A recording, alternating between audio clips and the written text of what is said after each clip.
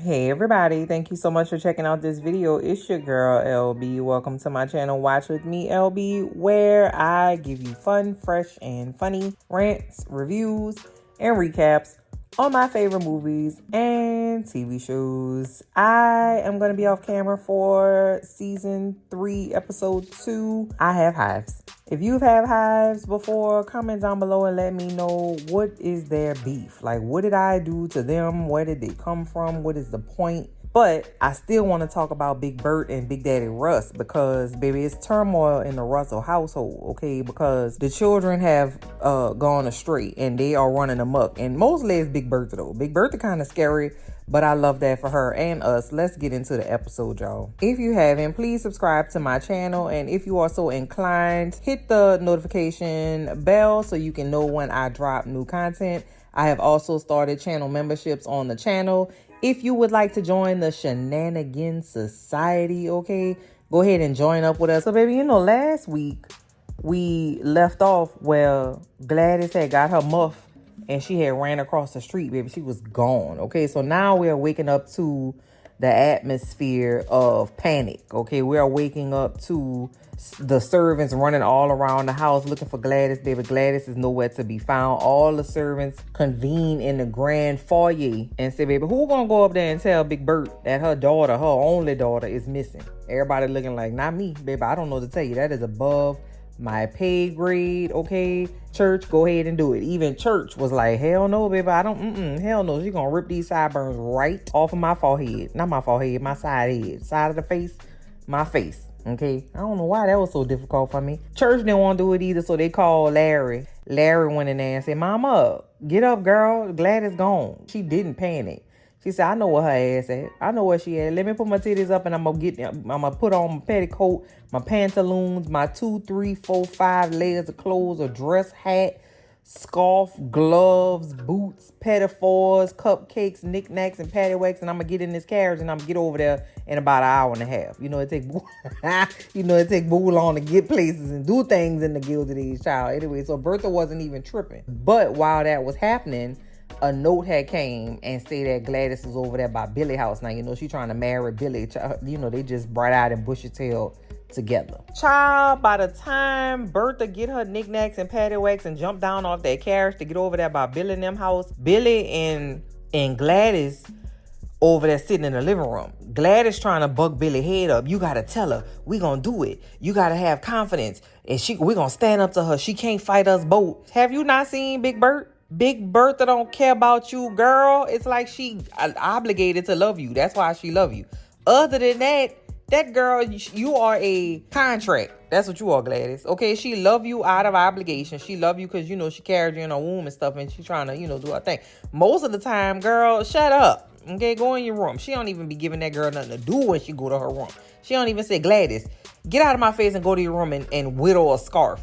And knit a sweater or read a book or get, take a sewing class or nothing. She just be like, Gladys, get out my face. Bertha come in there, baby, with the most I'm not trying to play with you hoes outfit on I have ever seen in my life. She got a big ass lampshade hat on with buku feathers and flowers on it and stuff. And she got that face on her face. So she go in that lady living room and basically tell that lady what the fuck she not gonna do and what the other lady about to do. Okay, I ain't got time for your pleasantries. Give me my goddamn child and get up out my face. You should have sent for me. You should have called for her mama. Billy mama old money.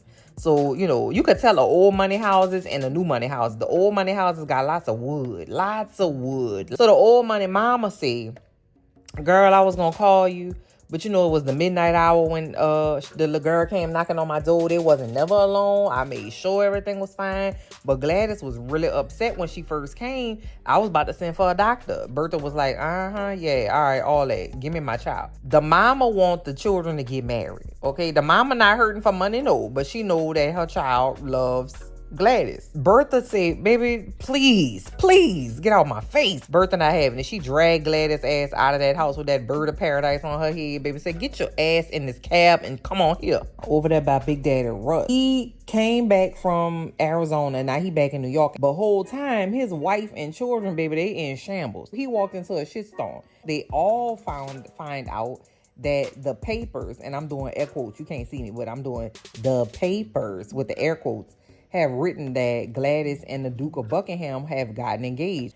Of course, Big Bert told them people that. She lying to the people, lying to the daughter, manipulating everybody. She's sneaky. Also, pause.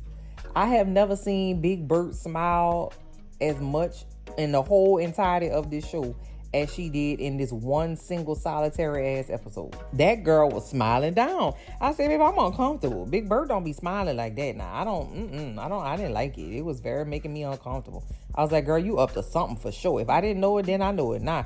The whole family arguing. Big Daddy Russ put his Big Daddy dick down and said, everybody shut up. Okay, I've been traveling and making deals and I got dust in my boots. Everybody calm down. Chill out. We gonna meet later on. Okay, so the kids go out and Big Daddy Russ and Big Bert, they sit in the living room. So, she got to put that whip appeal on him. She started making out with him and stuff.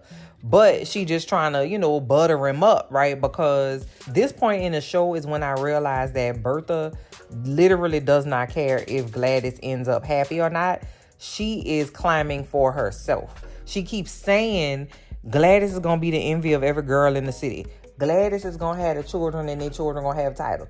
Gladys is going to love having all the jewelry and diamonds and pearls. If Gladys was in 2025, Gladys would be she's not going to be a social media influencer. You know what I'm saying? What's up, guys? It's me, Gladys. Come with me to go find the newest and truest fucking thing that everybody wants. Like, that's not her. Like, I don't feel like that's her MO. Gladys is like a low-key kind of lady.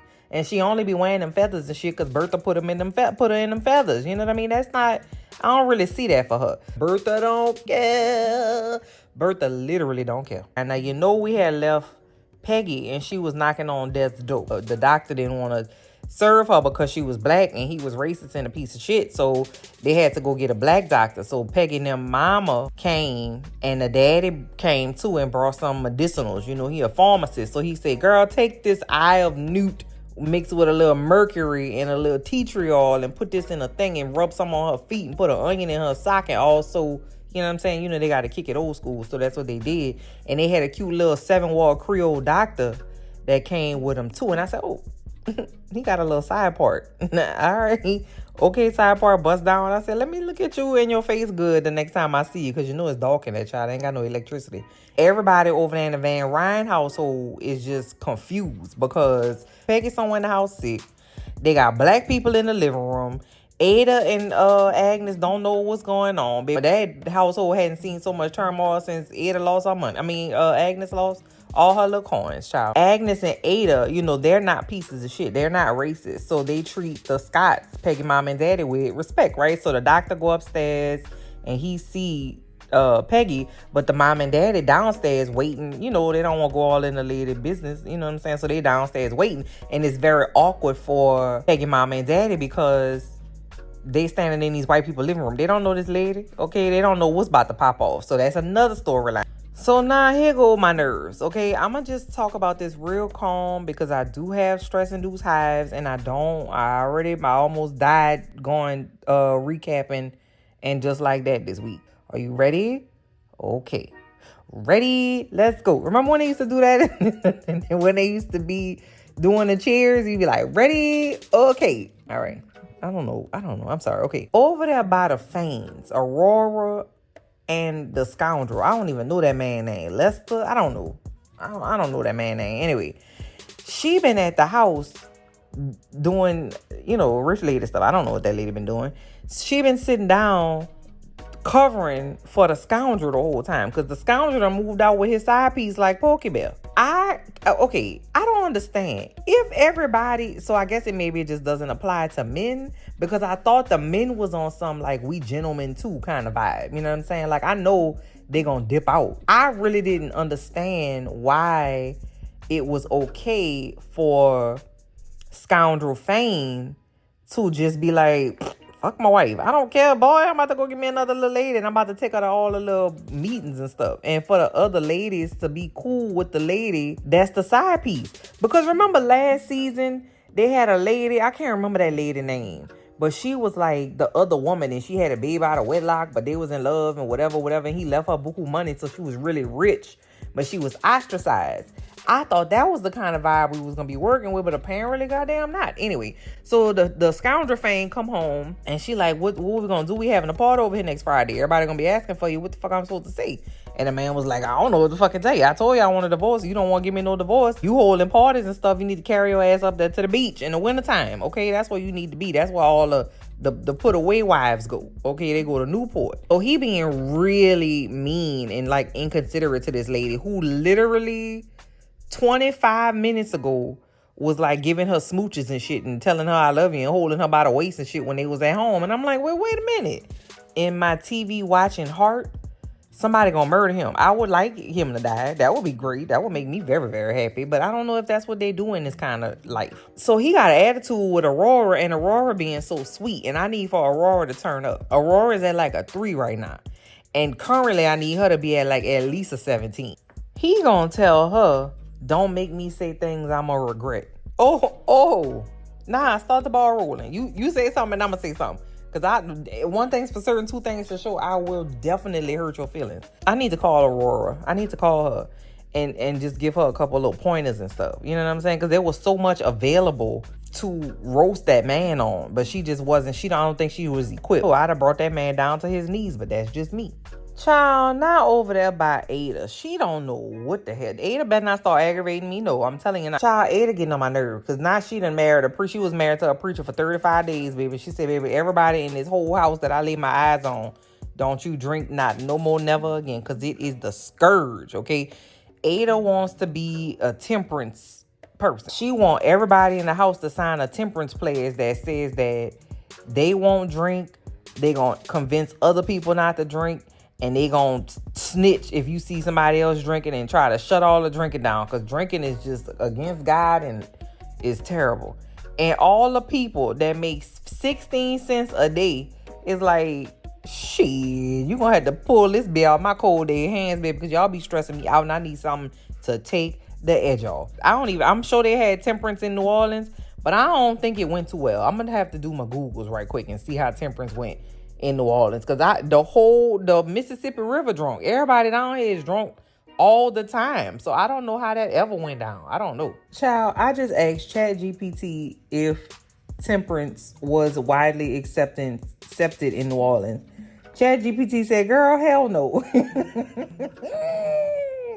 It said Temperance was not widely accepted in New Orleans during the temperance movement, largely due to the city's deep-rooted cultural traditions of alcohol consumption, celebration, and multicultural influences. Period. I already knew. I knew that already. I have literally, LB, have sat at a bar with a preacher. He had the collar on and everything. He had a black jacket and a white collar. You know how it is. He was bald and he had a damn ponytail. I was like, baby, I don't know if I could trust no priest with no ponytail, but I damn sure get down with you at the bar now. He was a whiskey guy, straight up. No ice, nothing. Just straight up pour the whiskey in a glass and give it to me. Okay, I said, hell no. I already knew no Temperance wasn't going to take root here. We trying to preserve ourselves from the inside. So Peggy's feeling better because she got a cute, fine-ass doctor at her bedside with good bedside manner and straight, pretty teeth, okay? And he got a side paw bust down, okay? Peggy don't know what to do. She got better just off GP. Just off the strength of this fine-ass man sitting at her bedside, okay? Turn out the man is a whole-ass nice guy. He's a doctor today because he used to be in Peggy's daddy's store when Dr. Kirkland, that's his name, when Dr. Kirkland daddy was getting treated for his arthritis. He was inspired by Peggy's daddy and on his way to medical school. So he's a medical doctor today because Peggy's dad is a pharmacist. Here go this fine ass man sitting with his petticoat down there and is really like kind of flirting McGurtin with Peggy. Peggy is giving her article. You know, she published in a paper and she's been kind of, out of sorts. And so she hadn't really read it and seen it and all that. Dr. Kirkland take an interest in her story. He's like, oh my God, let me read it, girl. Let me see what's going on. I got my side paw bust down. I got it all shaped up for you, girl. Let you see it while I read this paper. So over there by baby bird Gladys, girl, she just so sad and just so bewildered because her mama is not to be fucked with.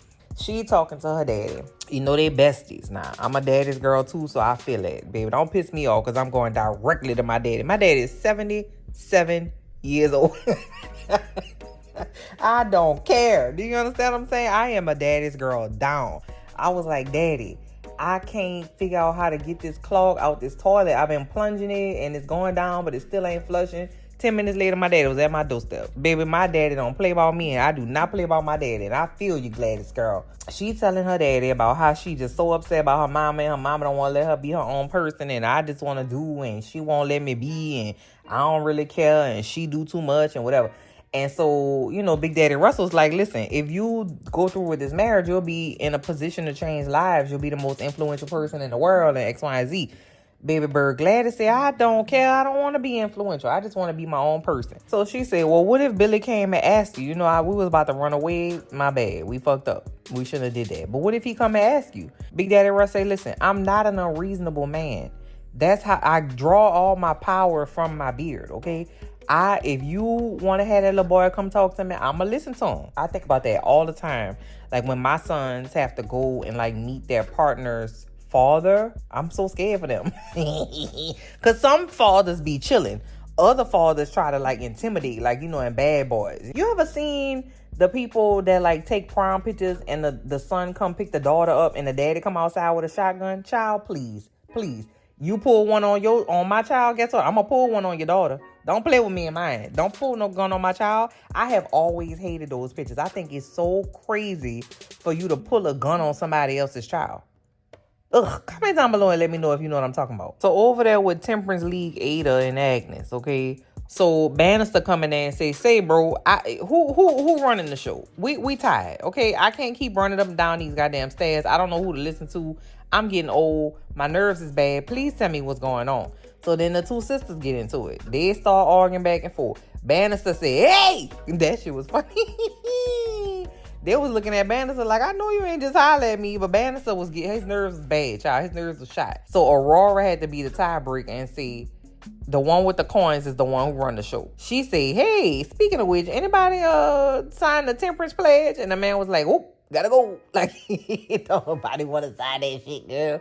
So they still running it down there with Aurora. So the Aurora is worried because the man acting crazy, you know, the scoundrel.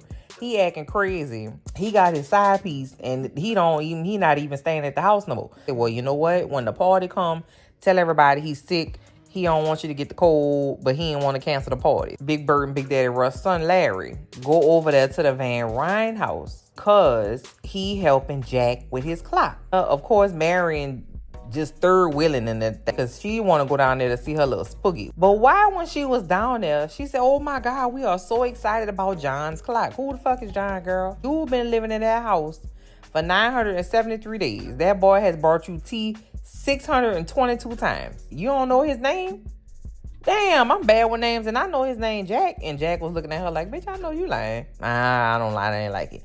Now, also on the clock tip, I don't know, y'all. I feel like in the comments, y'all been saying I got to watch Larry, and I love Larry. I feel like he like a little golden retriever. But y'all been saying y'all getting vibes off of Larry, like he gonna steal his clock idea, and that's gonna piss me right on off. And I could tell because my face itching. And you know I got these hives, girl. Girl, that's gonna make me so mad. So while Larry over there, Larry and Marion decide to sneak away and go in like a hop in the little carriage and make out and giggle and shit. Because, you know, they are horny for each other. Their loins is on fire, okay? So they sneak away, go in the cab, and they smooch it out. And I said, we all fresh. Y'all just too fresh. So now it's time for Aurora party. Everybody pulling up to the house because it's the, you know, I don't know, the American Witchcraft Society of the Benevolent Star, some shit, I don't know. Imagine being so rich that you don't have nothing to do but just meet about where to give your money away to. Ain't that nice?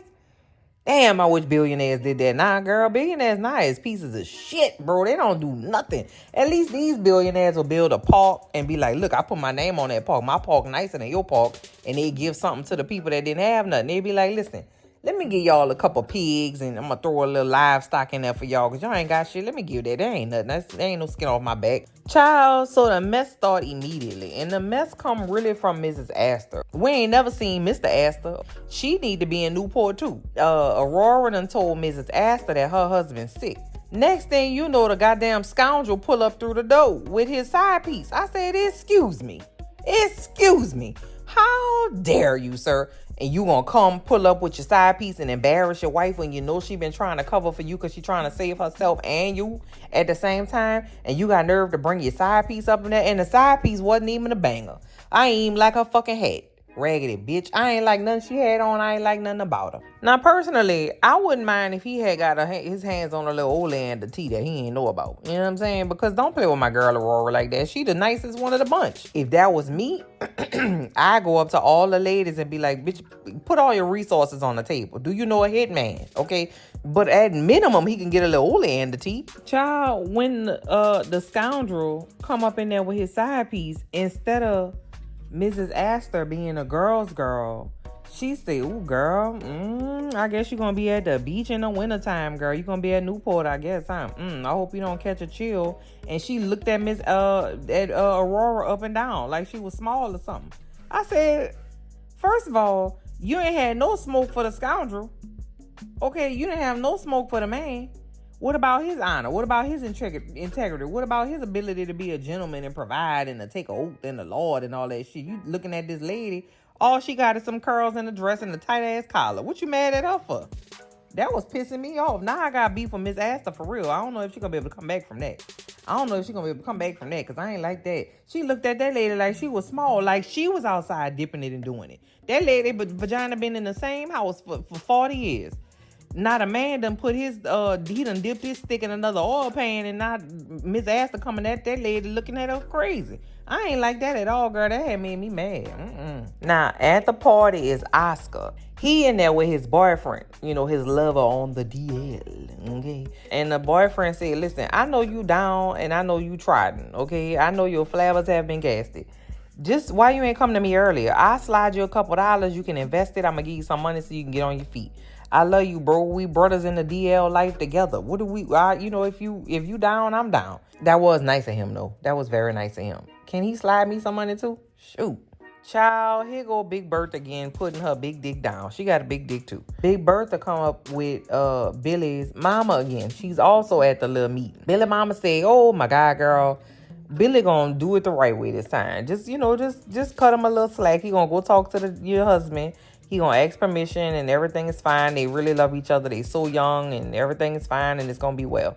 Big Bird said, girl, I don't pretend to know your intellectual position in life, baby, but I don't know if you're slow or not. I had said what I had said. Them children not getting married and that's it and that's all. She said, well, what about what Gladys want? And Bertha said, girl, fuck what Gladys want. I get what I want. And then Big Bird threatened the lady. She said, well, listen, if your son go up to my husband, and ask him for my child's hand in marriage, I'm going to make sure that little boy don't get a job. I'm going to make sure that they don't let him on the LinkedIn job boards no more, okay? He won't never get up in the world. He going to have to rely on your old ass coins, baby, because he ain't never going to make none of his own. I'm going to ruin every chance that he get. Mean, girl, just mean. Child, so it continues to go down at this party, okay?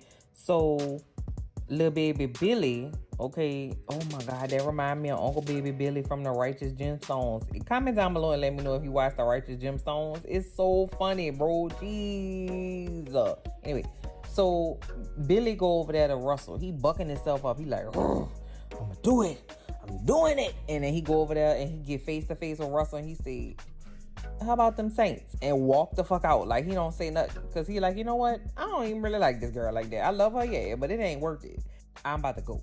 And as soon as he was leaving out the house, the mama chased him and was like, did you ask yet? Because these fucking people crazy. Let's get the fuck up out of here. I don't like none of these people, how they operate. I don't like how they move. We not about to deal with it. Let's take our little coins and go. That's just what the fuck they did, baby. They got in their carriage and got out of Dodge. And I said, hell yeah, baby. That's not for y'all. Y'all not them kind of people, baby. Down there in the living room with Agnes. And they kind of, it's a little awkward because, again, they're standing in this white lady house, okay? They are fully African-American, okay? They're fully black. And so they don't know what kind of white person they're going to be rolling up on. And that's very, very prominent. That's something that happens to every black person, every person of color till this day. We don't know what kind of white person we going to roll up against because y'all be looking the same, okay? Most of y'all be normal, but some of y'all just be outliers and be tripping. So they don't know what kind of person Agnes is. And from the looks of Agnes, she looked like one of them ones, okay? Agnes is like, no, I wasn't raised that way. I was raised to, treat everyone equally. I'm not a, a racist person, and I'm so sorry that the doctor that treated us didn't treat your daughter. I didn't think that he would do that, and I don't see the world in the same way as you, and that whole thing. And it was a very nice conversation that they were having, and they were both surprised at the amount of things that they had in common. And Peggy's mom and Agnes were talking about how it's so, nerve-wracking when your child is sick. And then Agnes talked about when Oscar had typhoid fever when he was 10 and she was by herself and she didn't know what to do, and it was a very difficult time, and all you could do is, wait and pray. And these kids, they just be doing the most. Like, they found commonality, which is what we all have. Everybody children get on their nerves. That's just a part of what happens when you have children. Love them to death. You'll jump in front of a train for them, but they get on your fucking nerves. So that was a very nice scene. I'm sure that helped a lot with the anxiety that Peggy's mom and dad feel with her living with this whole ass white family. You know what I mean? That's a lot to process for some black people, So now Big Bert and Big Daddy Russ at the house. It's after the party. We got to reconvene, okay? Big Daddy Russ is frustrated because Bertha, he know his wife. He know Bertha been manipulating stuff and lying and leaving stuff out, just kind of lying by omission, and he don't really like that, right? But he know Bertha is very determined. He knows that she is going, move and shake and do what she got to do, but he still want to be in a loop and he still want to say. So he's trying to advocate for Gladys to have a marriage of choice, a marriage for love. And Bertha keeps saying the same thing. She gonna be the most powerful woman. She gonna have the best, and she gonna have it all. She gonna be influential. She gonna be a duchess, and she gonna da da da. She really mean Bertha. She don't mean Gladys. That's what she want. Bertha want the title. Bertha want the money. He say, when do I get to have a say in our child's life? Bertha said, pause. Pump your brakes. Stop, drop. Hold on. Wait a minute. Rewind. Back it up. I don't come to your boardroom and tell you how to move and shake with all them dust-ass men that be in your office. I love you, Big Daddy Russ, but don't fucking play with me like that. I said, oh. Bertha crazy, girl. Oh, you sit over there and you look good with your powerful beard, okay? You rest that beard for later because I'm going to need you, okay? Billy sneak over there to see Gladys. And Billy said, girl, I am so sorry. I thought I was man enough, but baby, guess what? I'm not. I don't have time for your daddy and your mama and all the shenanigans that come with being a Russell, baby. Because guess what? You gonna take my last name, but I might as well just go ahead and take yours, baby. I'm not about to go up against all that shit. I am not that kind of guy. He was basically telling her, your mama said she was gonna ruin my life if I went ahead with this plan, okay? Gladys is so sad, and she run right into her brother, and she boo-hooing down. So devastated. And of course, the second she let out her little tears, she been holding it down, being strong, the little baby bird. The minute she let out her tears, that's when the Duke pull up. The Duke pull up, everybody got to go pull up, stand in the foyer and greet him. Everybody got to line up and do all the stuff or whatever. Baby, the Duke come in and say, oh, hither thou and thither than. And, he real British with it. My bad. Say, yeah, I'm so sorry. I was waiting on my attorney to come in and what. And Big Daddy Russ say, what you need an attorney to eat for? We just over here to eat. Like, what you talking about? Obviously, Big Bert done said, listen, you scratch my back, I'm gonna scratch yours. Okay, that man, the Duke came in there with a big ass chest. It looked like they put one of Daenerys' dragons in it from Game of Thrones. That goddamn chest was big as I could have fit inside the chest. I'm like, well, goddamn, what's inside of there? Big Bert smiling from ear to ear. Bertha had all her teeth. Big Daddy Russ said, Bertha, what didn't you tell me? And then Bertha was like, shit, I don't know what you're talking about. Then Bertha walk off with the Duke, not Gladys. She introduced everybody and was like, come on in here, Duke, let me show you the house. And then took the Duke by the arm and walked away with Bert. That's Bertha. That's for Bertha. I'm not saying she gonna have sex with that man. I'm saying she wanna be in position with that man. You know what I'm saying? And she gonna use Gladys to do it, but she just so ambitious that I wouldn't put it past her to just like, maybe put a titty in his hand or something. I don't know. I'm just saying Bertha and the Duke walked off, and Gladys and Big Daddy Russ was looking like, we need to link up because your mom out here tripping. And that's where the episode ends, baby. That thing was good, Jay. That episode was good, girl, because Bertha messy and she's scary. I'm scared of Bertha. Comment down below and let me know if you're scared of Bertha, because she's scary.